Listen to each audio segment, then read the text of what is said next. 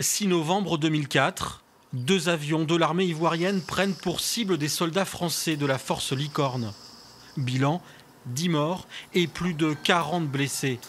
Parmi eux, Thierry, charentais d'origine et ancien du RICM de Poitiers.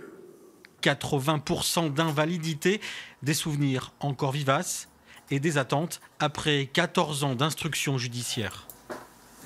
Ce qu'on a toujours en tête, c'est ce bombardement, c'est le bruit, c'est la vue de ces avions. Ces avions, quand ils sont passés déjà une première fois, vous voyez 2 casques, vous voyez les casques, la couleur des casques des pilotes, vous vous dites « Oh là, là, c'est pas bon ».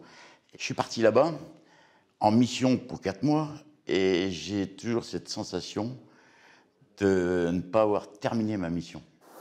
Aujourd'hui, selon la justice, un réquisitoire définitif incrimine 4 personnes qui pourront être renvoyées devant une cour d'assises à Paris.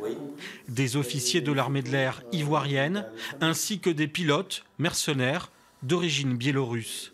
Des auteurs identifiés qui font l'objet d'un mandat d'arrêt international. Malgré cela, de nombreuses zones d'ombre persistent. Qui sont les commanditaires, qui sont les donneurs d'ordre, et puis une des zones d'ombre les plus importantes, c'est pour quelles raisons l'intégralité des mercenaires biélorusses, pilotes et mécaniciens qui ont été interpellés à la frontière togolo-ghanéenne le 16 novembre 2004, n'ont pas pu être interrogés, alors même qu'ils ont été mis à la disposition des autorités françaises. Le bombardement de Bouaké demeure l'une des attaques les plus meurtrières en temps de paix contre l'armée française ces 40 dernières années.